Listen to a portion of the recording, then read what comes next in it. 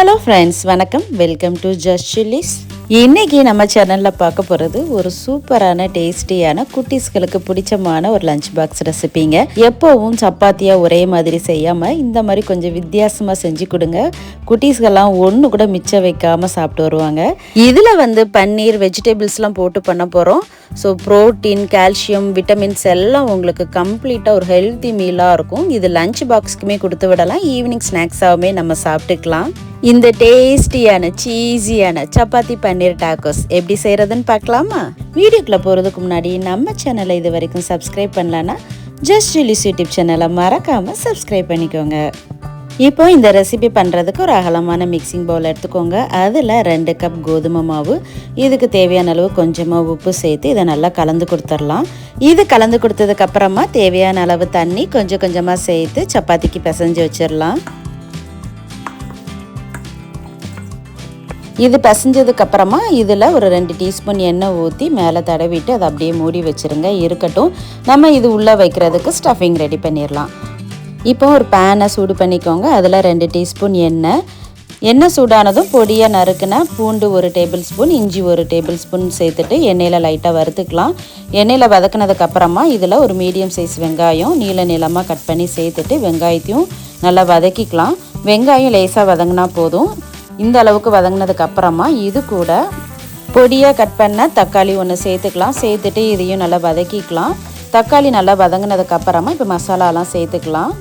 மஞ்சத்தூள் 1/4 டீஸ்பூன், காஷ்மீரி மிளகாய்த்தூள் 1 டீஸ்பூன். இது ஆப்ஷனல் தான், வேண்டானா நீங்கள் ஸ்கிப் பண்ணிக்கோங்க. அப்புறமா மிளகாய்த்தூள் 1/2 டீஸ்பூன், ஜீரகத்தூள் 1/2 டீஸ்பூன், கரம் மசாலா 1/2 டீஸ்பூன். இதுக்கு தேவையான அளவு உப்பு சேர்த்து இந்த மசாலாவை ஒரு தடவை நல்லா கலந்து கொடுத்துடலாம். இதை நல்லா கலந்து கொடுத்ததுக்கப்புறமா காய்கறி எல்லாம் சேர்த்துக்கலாம். ஒரு சின்ன சைஸ் கேரட் 1 பொடியாக கட் பண்ணி சேர்த்துக்கலாம்.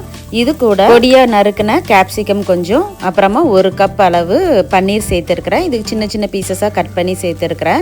அடுத்ததாக ஒரு 1/2 கப் அளவுக்கு ஸ்வீட் கார்ன் இதையும் சேர்த்துட்டு இதை நல்லா கலந்து கொடுத்துடலாம். பன்னீர் சேர்த்து பண்ணும்போது குட்டீஸ்களுக்குலாம் ரொம்ப ரொம்ப பிடிக்கும் இது. அதனால் பன்னீர் நான் சேர்த்துருக்குறேன். இதுக்கு தேவையான அளவு உப்பு சேர்த்து நல்லா கலந்து கொடுத்துக்கோங்க.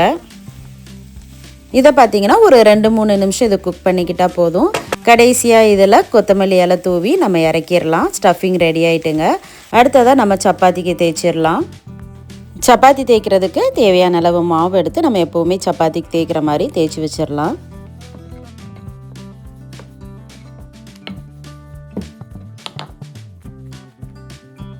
இப்போ ஒரு பேனை சூடு பண்ணிக்கோங்க. அதில் நம்ம தேய்ச்சி வச்சு சப்பாத்தியெல்லாம் சுட்டு எடுத்துடலாம். இது ஃபுல்லாக 100% குக் பண்ணணுன்ட்டு இல்லை, ஒரு 70-80% மட்டும் குக் பண்ணிக்கோங்க. அதுக்கப்புறம் நம்ம ஸ்டஃபிங்லாம் உள்ளே வச்சு திருப்பியும் நம்ம இதை வேக வைக்க தான் போகிறோம். இப்போ பார்த்தீங்கன்னா இது நான் கொஞ்சம் சப்பாத்தியெல்லாம் ரெடி பண்ணி வச்சுருக்கிறேன். இப்போ நம்ம ஸ்டஃபிங்லாம் உள்ளே வச்சிடலாம். ஒரு சப்பாத்தி எடுத்துக்கோங்க. அதில் கெச்சப் கொஞ்சமாக உள்ளே தடவிக்கலாம். கெச்சப் தடவினதுக்கப்புறமா கொஞ்சம் சீஸ் போட்டுக்கலாம். சீஸ் போட்டுட்டு அதுக்கு மேலே நம்ம ஏற்கனவே ரெடி பண்ணி வச்சுருக்கிற பன்னீர் ஸ்டஃபிங்கை இதில் கொஞ்சமாக எடுத்து வச்சிடலாம். வச்சுட்டு இதுக்கு மேலேயும் இன்னும் கொஞ்சம் சீஸ் போட்டுக்கோங்க. சீஸ் போட்டுட்டு இதை அப்படியே மேலே இந்த மாதிரி மூடிடுங்க. அவ்வளோதாங்க. இதே மாதிரி நம்ம இது கொஞ்சம் ரெடி பண்ணி வச்சிடலாம். நம்ம சேனலில் ஏற்கனவே கோபி பரோட்டா, சோயா சங்க்ஸ் பரோட்டா, கம்பு ரொட்டி இது எல்லாமே அப்லோட் பண்ணியிருக்கிறேன். அதோட லிங்க் எல்லாமே டிஸ்கிரிப்ஷன் பாக்ஸில் கொடுக்குறேன், செக் பண்ணி பாருங்கள். அது மட்டும் இல்லாமல் டோஃபு ரெசிபிஸுமே இருக்குது, அதோட லிங்க்குமே கொடுக்குறேன், கண்டிப்பாக செக் பண்ணி பாருங்கள். இப்போ பார்த்தீங்கன்னா கொஞ்சம் சப்பாத்தி டாக்கோஸ் மாதிரி ரெடி பண்ணி வச்சுருக்கிறேன். இப்போ ஒரு பேனை சூடு பண்ணிக்கோங்க. அதில் கொஞ்சமாக எண்ணெய் அப்ளை பண்ணிவிட்டு நம்ம ரெடி பண்ணி வச்சுருக்கிறத அப்படியே இந்த பேனில் வச்சிடலாம். அடுப்பை மீடியம் டு லோ ஃப்ளேமில் வச்சு இதை சுட்டுக்கலாம். அப்போ தான் உள்ளே வச்சுருக்கிற அந்த சீஸ் எல்லாம் நல்லா மெல்ட் ஆகி வரும். ஒரு பக்கம் வெந்ததுக்கப்புறம் இன்னொரு பக்கமும் திருப்பி போட்டு நல்லா இதை வேக வச்சுக்கலாம். இதே மாதிரி மீதி இருக்கிறதையும் நம்ம சுட்டு எடுத்துடலாம்.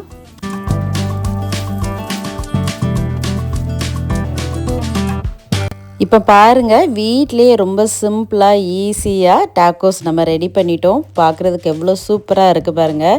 இதில் பன்னீர் வெஜிடபிள்ஸ்லாம் போட்டு பண்ணியிருக்கிறோம். ரொம்பவே ஹெல்த்தியானதுங்க, ஹை ப்ரோட்டீன் ரெசிபி. இதில் சீஸும் நம்ம சேர்த்துருக்கிறதுனால குட்டீஸ்க்கெலாம் ரொம்ப பிடிக்கும். சூப்பர் டேஸ்டியாக இருக்கும். கண்டிப்பாக ட்ரை பண்ணி பாருங்கள். ஒன்று நான் பிச்சு காமிக்கிறேன் பாருங்கள் எவ்வளோ சீஸியாக இருக்குன்னு. இந்த மாதிரி டேஸ்டியான பிரேக்ஃபாஸ்ட் நீங்களும் செஞ்சு பாருங்கள். செஞ்சு பார்த்துட்டு எப்படி இருக்குன்னு மறக்காமல் கமெண்ட்டில் சொல்லுங்கள். வீடியோ பிடிச்சிருந்தா லைக் பண்ணுங்கள், உங்கள் ஃப்ரெண்ட்ஸ் அண்ட் ஃபேமிலிக்கு ஷேர் பண்ணுங்கள்.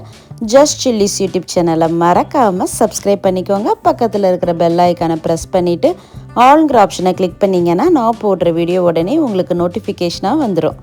தேங்க்ஸ் ஃபார் வாட்சிங்.